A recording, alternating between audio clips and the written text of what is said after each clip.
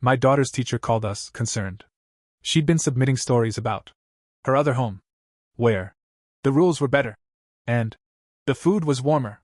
When we asked her, she pointed at the house next door. She lets me call her mommy sometimes. I lost it. But then the teacher sent us one of the stories. It was too detailed. Too real. It mentioned events that happened in our house, while my wife and I were away. Only our neighbor was home. And when I checked our nanny cam archive, it had been wiped clean. Except one clip, where our daughter whispered, "I don't want to go back yet. My wife and I bought our home in Tacoma, Washington 6 years ago. It's a quiet street. The kind where you nod at neighbors but don't really talk unless someone's dog gets out. We're both busy people. I work in logistics. Brooke's a pediatric nurse. That means long days, late nights, and plenty of double shifts. When Ava was old enough for school, we had a problem. She'd get up by 2:30, but we wouldn't be home till 6, sometimes later. We didn't want to put her in a daycare or have her sit in some after-school room staring at a wall. We wanted her safe, close to home, and comfortable. That's when Samantha offered. She lived next door. Maybe 57, maybe 60, we weren't sure. Divorced, retired, soft-spoken. She had a big garden and one of those old wooden swings on her porch. She'd bring us baked banana bread when we first moved in. Always seemed like the good neighbor type. So when she said she could watch Ava for a few hours after school, we thought it was perfect. No driving. No stress. Ava just had to walk next door. We paid her cash, more than fair. For a year, everything seemed fine. Ava was happy. Always smiling when we came home. Samantha had a way of keeping the place calm, like a weird kind of peace I couldn't put my finger on. She'd even get Ava in her pajamas sometimes. Brooke loved that. Less to do when we got home. But then the teacher called. It was a Monday. I was already slammed with meetings, and Brooke was on her way to a 12-hour shift. The call caught me off guard. "Hi, this is Mrs. Carson. I'm Ava's teacher." I paused. "Is something wrong?" "I just wanted to bring something to your attention. Ava's been submitting writing assignments that concern me." That made my heart stop. I thought maybe bullying, or maybe she was falling behind. "She's been writing stories about a second home. She calls it the warm house." I frowned. "Like our house?" "No. She describes it as somewhere else. Somewhere with different rules, different people. She talks about mommy too. And says the food there is warmer, the house smells nicer." I didn't get it. I asked her to send me the most recent story. She emailed it within the hour. When I opened it, my hands started sweating. It wasn't just a fantasy story. It was detailed. Described the way our hallway creaks when you step near the laundry door. The way our couch sags on the right side. But the way Ava wrote it, it sounded like she lived somewhere else when we weren't home. Somewhere happier. Safer. I showed Brooke that night. We sat Ava down gently. "Sweetie," Brooke said, "your teacher says you've been writing about another home. Can you tell us about it?" Ava looked up from her drawing. Calm. Smiling. "It's the warm house," she said. "It's nice there." "Where is it?" She pointed out the window. "At the house next door." "She lets me call her mommy sometimes," Ava said. Brooke stiffened. My jaw tightened. But we didn't yell. Didn't freak out. Just nodded. "Thanks, baby," I said. "Go get ready for bed." That night we pulled up the nanny cam.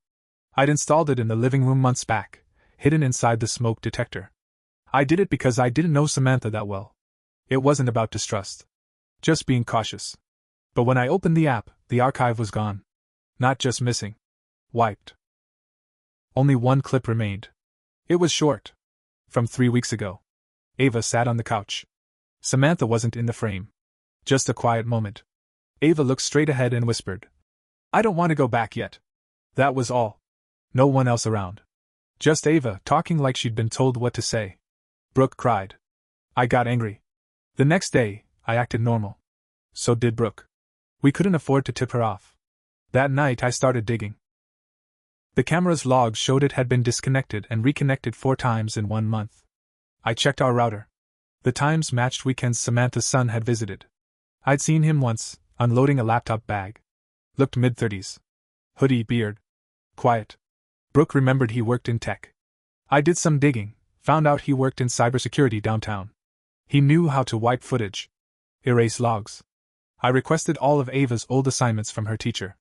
Spent 3 hours reading them in the car. The stories weren't fiction.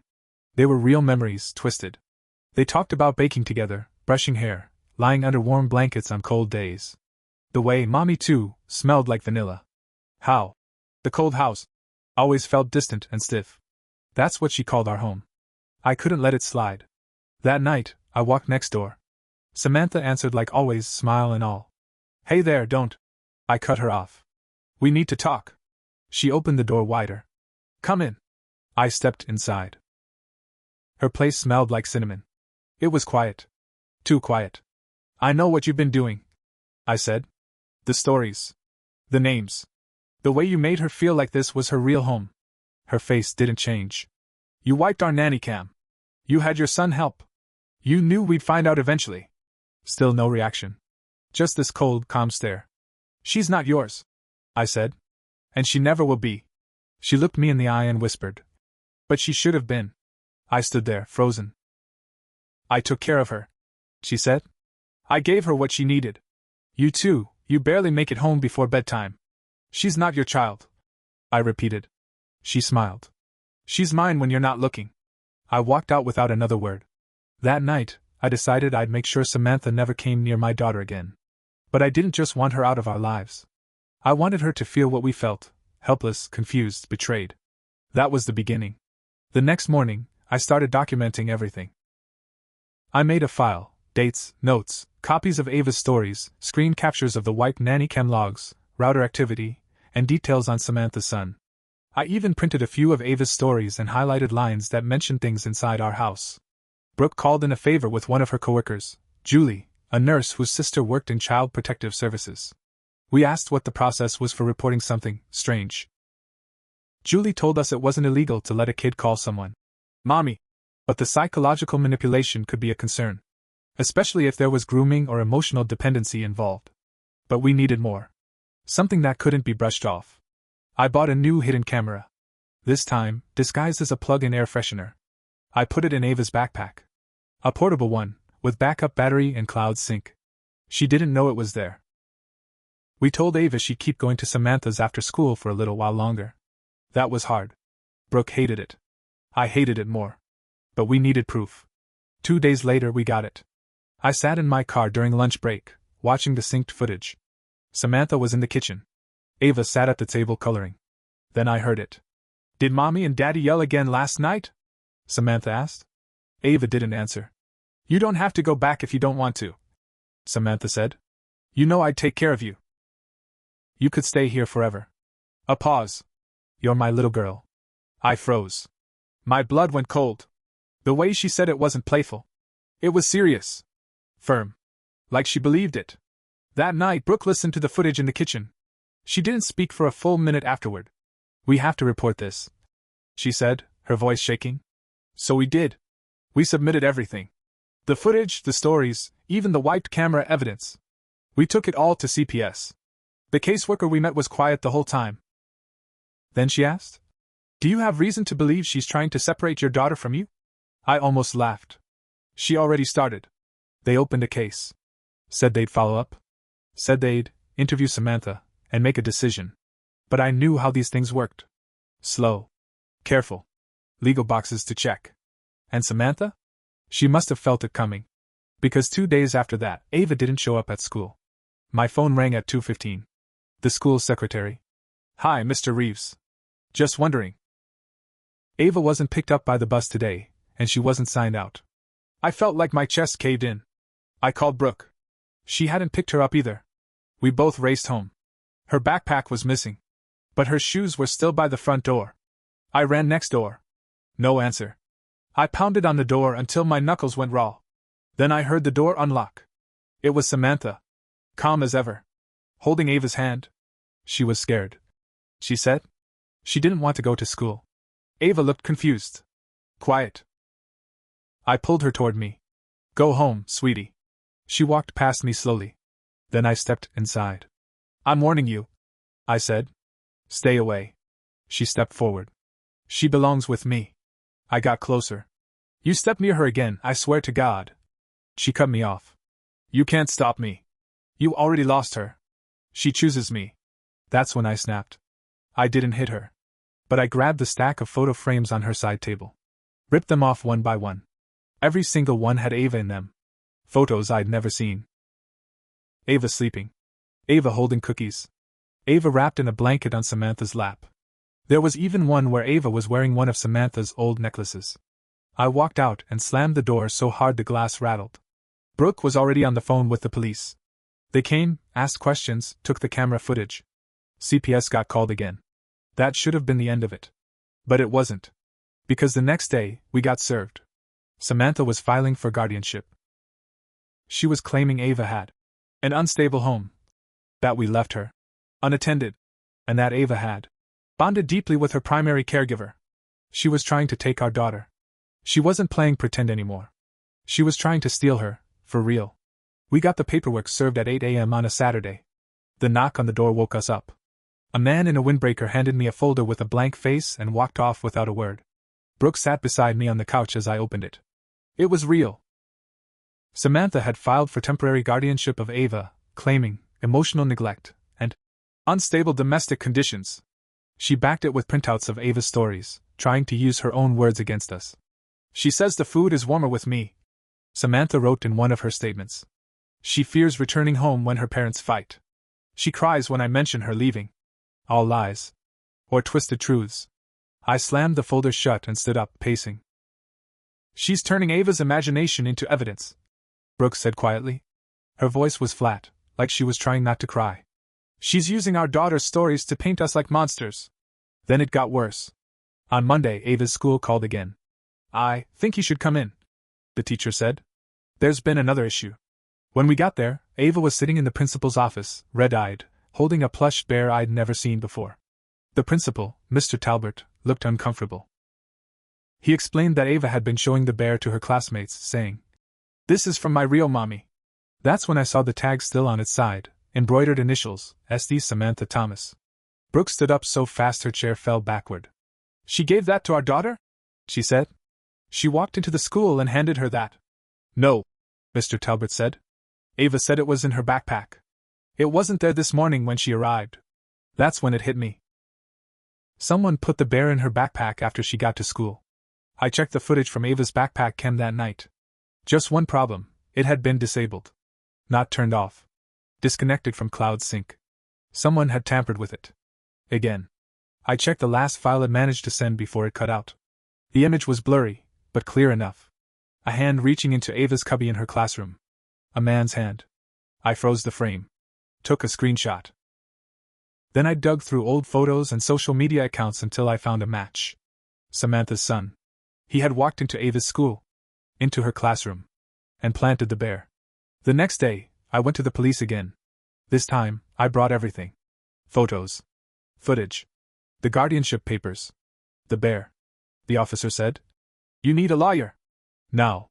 We found one that afternoon. A custody lawyer named Malcolm Reeves who didn't flinch when I showed him the documents. "She's trying to establish parental alienation," he said. "It's rare, but I've seen it. And it's dangerous." He filed a restraining order against Samantha within 48 hours. The judge granted a temporary no-contact order while the investigation moved forward. We felt a tiny bit of relief, for 2 days. Then Ava stopped talking. She wouldn't eat. Wouldn't look us in the eye. She'd sit in her room holding the bear quiet. She said she loved me. She whispered one night. Brooke broke down. I held her while Ava stared out the window. That's when I knew. I couldn't just fight Samantha in court.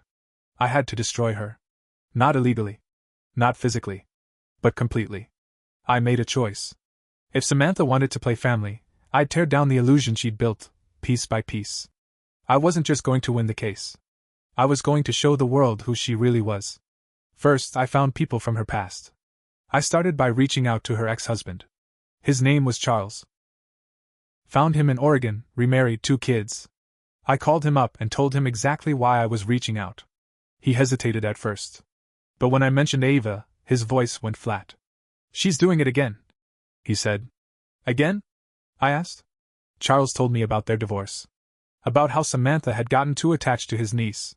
How she used to say things like, "She's mine when I hold her."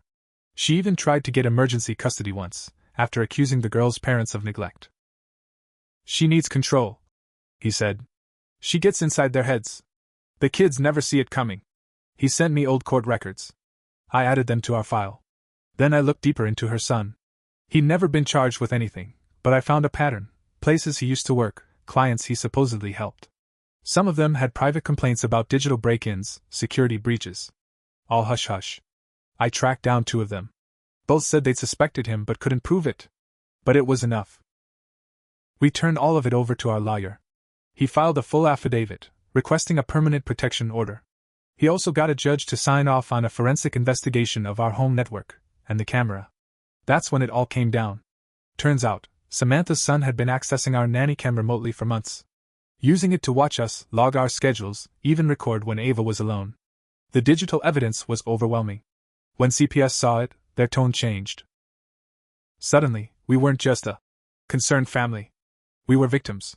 They filed their own report with the police. And within a week, Samantha was served with a court summons. Brooke and I stood in the courtroom the day of the hearing. Ava sat with a child advocate in a separate room. Samantha came in looking calm, as always. She wore pearls. Smiled at the judge. But it didn't last. Our lawyer went first. Presented everything. The stories, the bear, the footage, the internet logs, the old court case from Oregon. When he showed the last slide, Ava whispering, "I don't want to go back yet." With Samantha in the background singing quietly, Brooke cried. The judge didn't. He looked at Samantha and said one word. "Why?" Her smile cracked. She tried to spin it. Said she was only helping. That Ava came to her. That she was providing love where it was missing. The judge didn't buy it. He read out the ruling. Restraining order, permanent.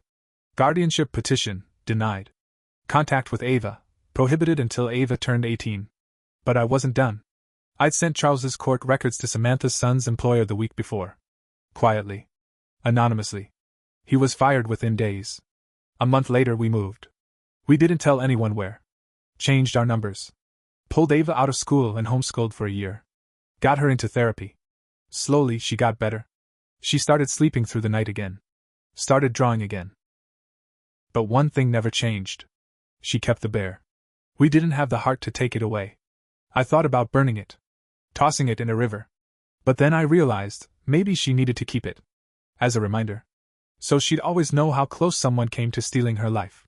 And how hard we fought to bring her home.